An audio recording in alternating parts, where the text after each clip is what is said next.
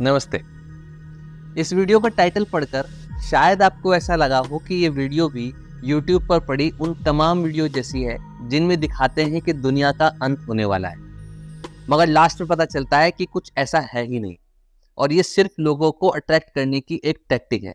मगर ये वीडियो वो नहीं, ये वीडियो ऐसी सच्चाई दिखाने के लिए बनाई गई है जिसकी तरफ अगर हमने आज ध्यान नहीं दिया तो शायद फिर हमारे पास इसके लिए कुछ करने के लिए समय नहीं रह जाए।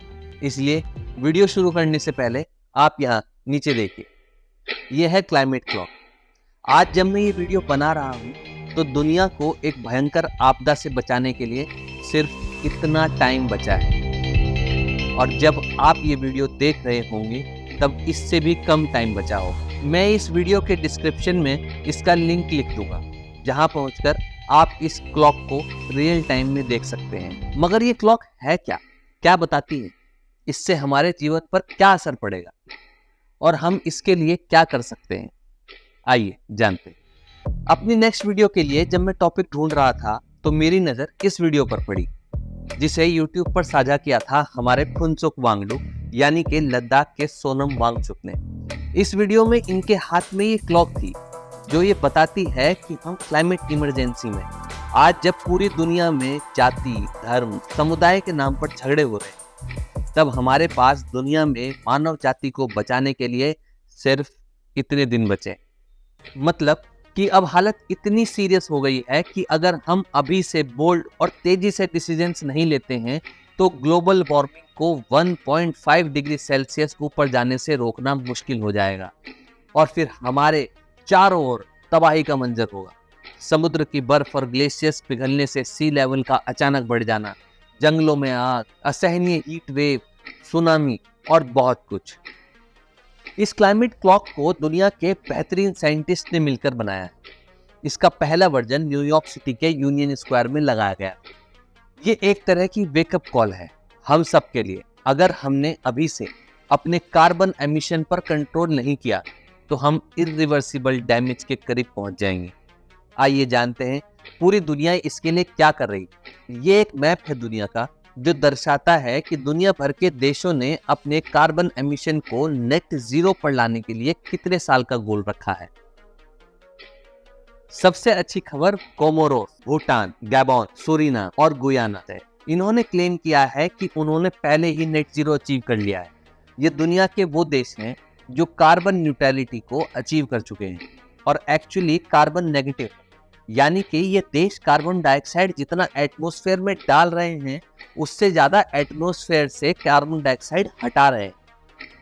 भूटान अपने डेंस फॉरेस्ट की वजह से कार्बन नेगेटिव बना हुआ है और सूरीनाम भी अपने ट्रॉपिकल फॉरेस्ट और सस्टेनेबल पॉलिसीज की वजह से कार्बन नेगेटिव स्टेटस पर है। यूरुग्वे ने अपना टारगेट 2030 का सेट किया है जो इस फील्ड में सबसे अर्ली टारगेट माना जा रहा है।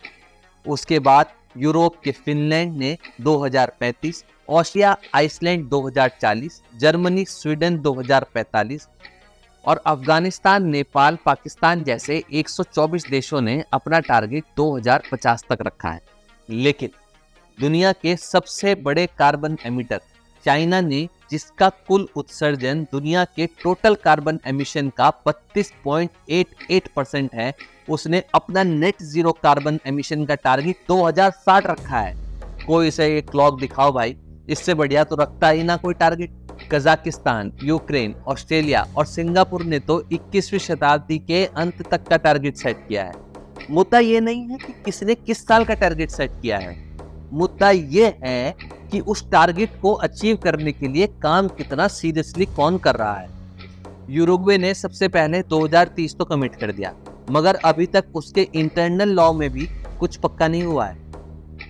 137 देशों में 99 देश अभी तक सिर्फ डिस्कशन में लगे हुए हैं, यानी कि 72% से ज्यादा।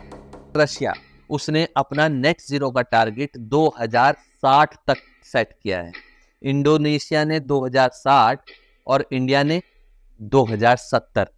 आइए अब हम अपने देश की बात कर लेते हैं। इंडिया का कार्बन एमिशन यानी कि कार्बन उत्सर्जन सबसे खराब नहीं है, मगर फिर भी ग्लोबल शेयर का 7.07% है। लेकिन हमारा कार्बन फुटप्रिंट बढ़ता जा रहा है क्योंकि देश डेवलपमेंट की तरफ बढ़ रहा है।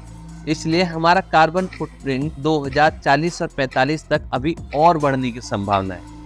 इसलिए इंडिया ने कार्बन एमिशन को नेट जीरो पर लाने का टाइमिंग 2070 रखा है।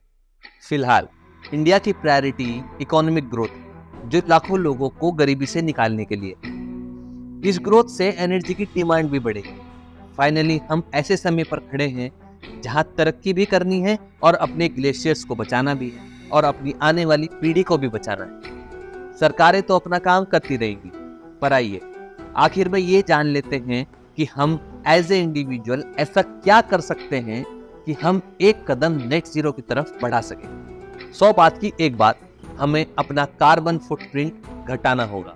आइए सबसे पहले जान लेते हैं कि कार्बन फुटप्रिंट होता क्या है। कार्बन फुटप्रिंट का मतलब है कि किसी भी एक्टिविटी या चीज से कितना कार्बन डाइऑक्साइड, CO2 या दूसरी ग्रीन हाउस गैसेज निकलकर हमारे एटमॉस्फेयर में जा रही है, जहां जाकर ग्लोबल वार्मिंग का कारण बनती है। जैसे हम अपना काम करते हैं, ट्रैवल करते हैं, चीजें बनाते हैं और खरीदते हैं, तो हर एक्टिविटी के साथ थोड़ी बहुत कार्बन रिलीज होती है। इस पर कंट्रोल करने के लिए हम कुछ छोटे छोटे कदम उठा सकते हैं। जैसे दिन के समय जब जरूरी ना हो तो घर की लाइट्स ऑफ कर दो। घर का एक बल्ब, नॉर्मल बल्ब, 1 घंटा चलता है तो 1.6 पाउंड CO2 निकालता है।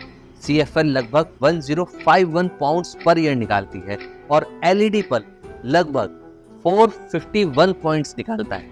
इसलिए LED बल्ब की तरफ स्विच करने की कोशिश करें, पर भाई दिन में उसे भी बंद कर दें। घर में सेंट्रलाइज्ड AC लगा हो या नॉर्मल, उसके टेम्परेचर की सेटिंग पर थोड़ा ध्यान दें। ज़्यादा तेज चलने से शरीर और एनवायरनमेंट दोनों को नुकसान होता है। कभी मौसम अच्छा हो तो खिड़की खोल के ताज़ी हवा ले लें, AC बंद कर दें। जब घर से बाहर जाएं तो जो इलेक्ट्रिकल अप्लायंसेस जरूरी नहीं हैं उन्हें स्विच ऑफ कर दें। जब कंप्यूटर पर काम नहीं कर रहे हैं तो उसे ऑफ कर दें। शट डाउन कंप्यूटर 65% बिजली कम खाता है स्क्रीन सेवर के मुकाबले। जहां तक हो सके लिफ्ट का इस्तेमाल कम से कम करें। सीढ़ियां चढ़े, स्वास्थ्य और पर्यावरण दोनों का भला हो। कपड़ों को मशीन में छोटी छोटी मात्रा में धोने के बजाय एक साथ फुल लोड पर धोएं। हमारे ऋषि मुनि कह गए हैं कि गर्म पानी से नहाने से शरीर खराब होता है।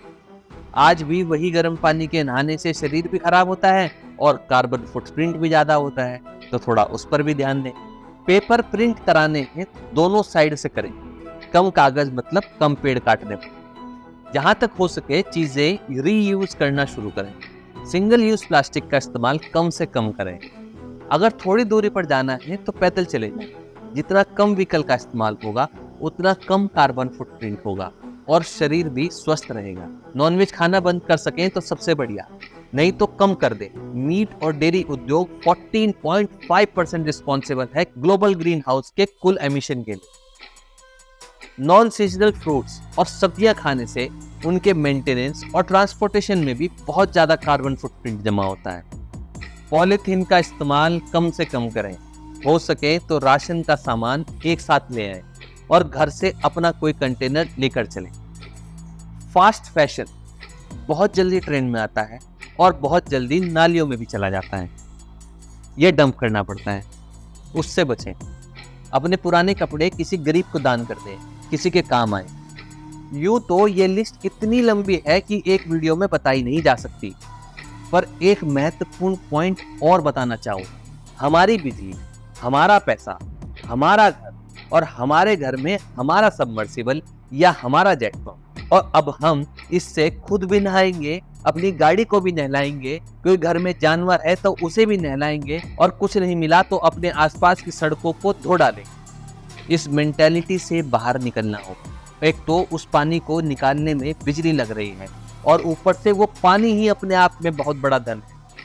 अपने आने वाली पीढ़ियों के लिए अगर आप वाकई में कोई संपत्ति या विरासत छोड़कर जाना चाहते हैं तो जरूरी है कि आज ही अपने कार्बन फुटप्रिंट को मापना शुरू कर दें और जितना हो सके उतना कम कर दें। मुझे तो लगता है कि हम सभी लोगों को अपने स्तर से इसके लिए कुछ करना चाहिए। ज़्यादा से ज़्यादा अवेयरनेस फैलानी चाहिए और अपनी इस हिंदू, मुस्लिम, सिख, ईसाई वाली लड़ाई को कुछ सालों के लिए साइड में रख देना चाहिए। अपने नेताओं से पूछना चाहिए कि वो कार्बन फुटप्रिंट को कम करने के लिए आपके शहर में क्या कदम उठा रहे हैं। इसलिए हमें आज से और अभी से कदम उठाना शुरू कर देना चाहिए। जय हिंद।